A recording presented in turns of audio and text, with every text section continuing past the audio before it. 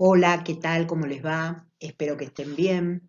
Bueno, vamos a seguir hoy con las clases de Derecho Procesal y esta clase precisamente es la de actos procesales. Bueno, como ustedes habrán visto en otras materias, saben que el acto procesal es un acto jurídico, ya que se trata de un acto voluntario, lícito, que tiene como fin inmediato producir consecuencias jurídicas dentro del proceso. Acto jurídico es el género, acto jurídico procesal es la especie. La denominación procesal se debe a que se desarrolla dentro del proceso.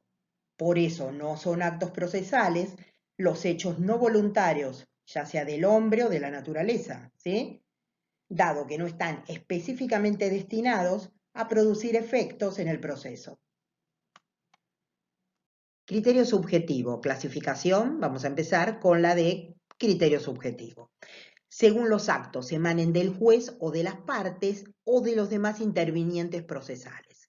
Se tiene en cuenta el sujeto que realiza el acto. Voy a dar tres ejemplos muy sencillos. Sujeto juez, dicta la sentencia definitiva. Sujeto partes, tanto la parte actora como la parte demandada. La parte actora va a presentar la demanda y la parte demandada la va a contestar en su caso, ¿sí? Vamos a poner el ejemplo que sí la contesta. Por el otro lado tenemos los auxiliares de la justicia. Yo les pongo, por ejemplo, el perito médico, que es auxiliar de la jurisdicción y realiza la pericia. Esa pericia es un informe técnico, es un informe de su especialidad. Ustedes saben que el juez es llamado a decir el derecho, a lo jurisdiccional. Por más que el juez sea médico, no se puede expedir sobre la parte médica porque para eso necesita el auxilio de un especialista, ¿sí? Más allá que él sea juez. Por ejemplo, nosotros tenemos, seguimos con el mismo casito, el expediente de daños y perjuicios donde se ventila un accidente de tránsito, el objeto es un accidente de tránsito, el actor reclama lesiones, aparte de los daños materiales que sufrió su vehículo, también él sufrió daños físicos. Por eso se necesita que un perito realice el informe técnico. Criterio objetivo funcional, que es la secuencia cronológica. Acá vamos a tener en cuenta el criterio cronológico o de ubicación en el proceso. ¿Sí? En el proceso civil, la base o regla distingue cuatro etapas. La constitutiva o actos de iniciación, la probatoria o actos de desarrollo y prueba, la conclusional, actos de conclusión, puede haber una etapa impugnativa, una etapa de ejecutabilidad y una etapa donde existan actos cautelares o incidentales. La etapa probatoria puede no existir. ¿Por qué? Porque puede ser que la causa se la declare como de puro derecho. Lo mismo que la conclusional normal. ¿Cuál sería el modo normal de terminación del proceso? La sentencia definitiva. Puede ser que concluya por un modo anormal de terminación del proceso, como podría ser el desistimiento de la acción y del derecho, podría ser un convenio que las partes celebren, una conciliación. También puede ser que la etapa de cumplimiento no exista. ¿Por qué? Porque voluntariamente el condenado cumple. También en este proceso, cuando en este proceso hablamos del civil, debe distinguirse el procedimiento general de los procedimientos especiales, lo que muchas veces encuentran distribuciones propias, ¿sí? Aunque en todos la etapa constitutiva es esencial. Eventualmente puede haber una etapa recursiva, pero la misma no importa un nuevo juicio, como alguna vez ya hemos dicho en algunas otras clases, sino una revisión de lo ya resuelto. Tres son los elementos del acto procesal: los sujetos, el objeto y la actividad. La actividad, que sería este último elemento, se descompone a su vez en tres dimensiones: de lugar, de tiempo y de forma. Vamos a ver ahora el lugar de los actos. Se refiere al ámbito espacial donde deben realizarse los actos procesales. Estos deben realizarse en el lugar destinado como sede del juzgado o del tribunal, salvo para aquellos actos que previamente se acuerde otro sitio conforme a la ley, bien sea de oficio o bien sea a petición de las partes. La sede del juzgado o tribunal es el recinto donde durante las horas de despacho o audiencia se desarrollan las actividades del tribunal. Y esta determinación del ámbito espacial se fundamenta en la garantía de igualdad, para que las partes tengan certeza de las actuaciones. Cualquiera puede concurrir al tribunal y tanto los despachos, las audiencias, se van a realizar justamente en el juzgado. Excepcionalmente se puede actuar fuera de la sede de este, pero hay que acordarlo con anticipación y más que nada hay que hacerlo saber con anticipación. ¿Sí? Por ejemplo, dos excepciones voy a dar.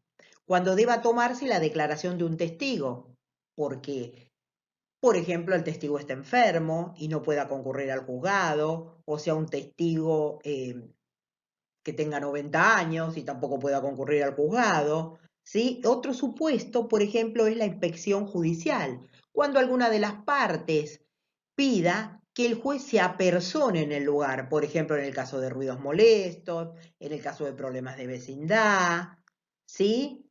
En el caso que en realidad una propiedad esté muy deteriorada y es necesario que el juez la vea, la inspeccione. Estos serían, por ejemplo, dos excepciones a esta regla de que todos los actos se tienen que cumplir en la sede del tribunal. ¿Sí? El tiempo en los actos procesales. En general, el desarrollo del proceso tiene marcada una etapa, un momento, un punto dentro del cual se deben realizar los actos. ¿Sí? ¿Para qué? Para que tengan la eficacia requerida. Sin embargo, este punto puede ser fijo o variable según el tipo de proceso de que se trate. Los intereses comprometidos, lo que se pretenda con la realización del acto, los efectos de que el mismo derivan, de que ese acto derivan, ¿sí? Y toda una serie de circunstancias que iremos viendo. Los actos procesales tienen una oportunidad para desarrollarse y a través de la consecuencia de los mismos en el tiempo, se llega a la satisfacción de la pretensión, que esto se llama tiempo hábil. En este aspecto deben distinguirse los días hábiles que fija la Corte Suprema de Justicia Nacional y el Poder Legislativo por el otro. Frente a este supuesto se encuentran las horas hábiles, las que permiten distinguir los actos en tres grupos. Actos dentro de la sede del tribunal, que corresponden las horas hábiles de 7:30 a 13:30, conocidas como horario de atención al público en el juzgado. B, que sería otro grupo, las diligencias que los jueces, funcionarios o empleados deben practicar fuera de la oficina, actos externos a las sedes del tribunal. Y en este supuesto son horas hábiles las comprendidas entre las 7 y las 20. Habilitación expresa por la Cámara para las audiencias, ¿sí? Que se distingue de la habilitación expresa del artículo 154, porque la presente es una habilitación general y normativa, mientras que aquella, ¿sí? La de las audiencias, es particular y referente a un acto, a un grupo de actos determinados en cada provincia, existe una reglamentación particular, ¿sí? Además de las ferias, feriados y días no laborables y los que declare la Corte Suprema, puede que algún juzgado o algún grupo de juzgados tengan días inhábiles especiales con motivo de alguna circunstancia particular. En este caso nosotros tenemos una circunstancia particular y tenemos una feria extraordinaria justamente, el mejor caso que el caso que tenemos por el coronavirus. ¿Sí? La eficacia de los actos procesales depende de su realización en el momento oportuno. Plazo.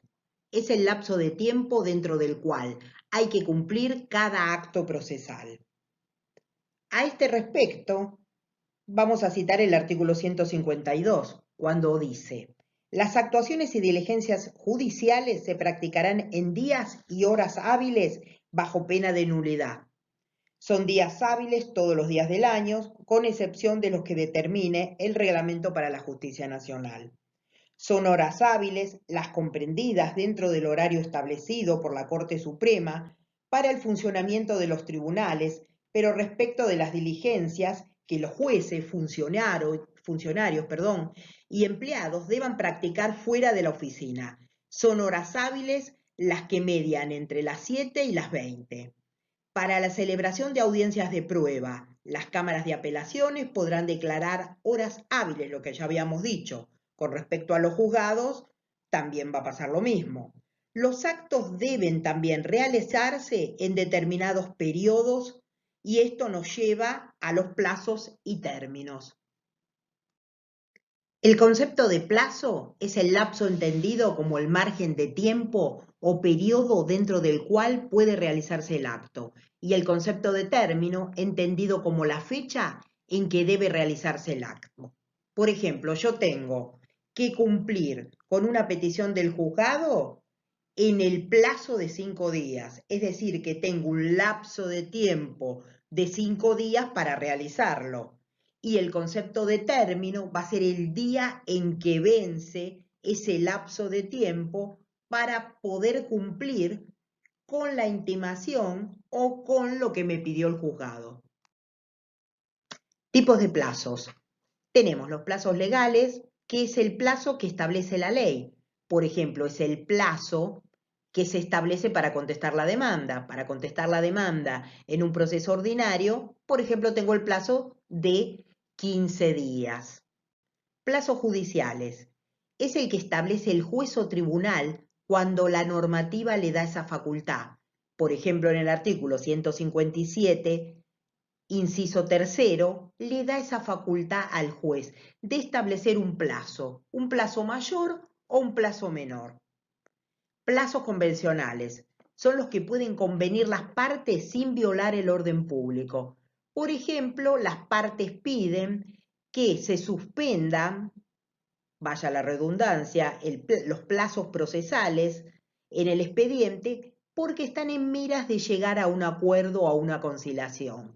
Entonces piden un lugar de 20 días, que es lo que establece el artículo 157 en su primer apartado, establecen o le solicitan al juez un plazo mayor, un plazo de 40 días.